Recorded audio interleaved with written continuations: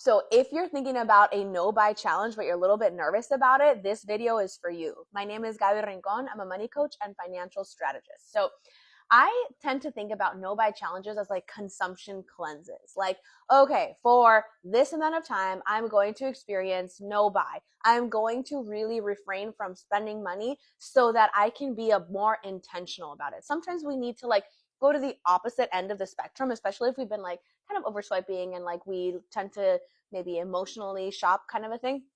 If we take some time to go to the opposite end of the spectrum and like do a reset, we can figure out where that sustainable moment is. Now, with that said, sometimes like a whole month or 3 months, a year might be a little bit too long for some people. So here are some no or low buy suggestions that I have as a way to kind of like dip your toes into it. So oftentimes with clients, I'll recommend no buy days. So like, let's agree on a day that no matter what, we just don't spend money. On Tuesdays, we just do not exchange money at all. That can really help, especially if you're trying to become more proactive about things. Like if you're used to, shopping for the day that you need for your immediate needs, you tend to become a little bit reactive. And so costs tend to add up.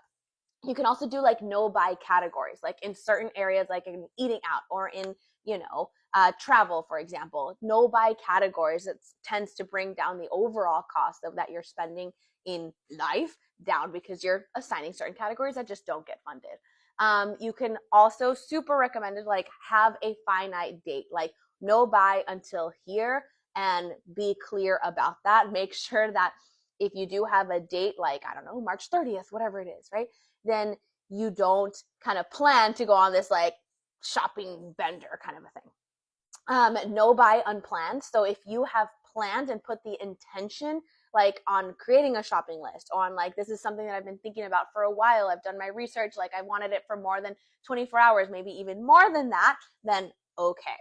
I like to do sip and swaps, right? In terms of you're doing like for clothing, that kind of a thing, like especially with friends. There's some kind of categories like DIY before you buy. So like, let me try making it myself or fixing it myself before I actually go ahead and buy something. And then the last one, this is another kind of little rule that we created for one of my clients, like no buy unless you sell. So like I am able to buy as long as I've already sold certain materials. So like my budget becomes directly tied to whatever I just got rid of. The idea of like no buy challenges and like consumption cleanses is meant to help make sure that you're really in the driver's seat of like knowing exactly where your money is going, and more importantly, like why it's going. Like, is it truly aligned spending, or is it something that we're trying to self-soothe, or it's a kind of unhealthy type of coping mechanism? So finding the right type of challenge or the right guidelines that will work for you will ultimately make it more impactful because it's more meaningful.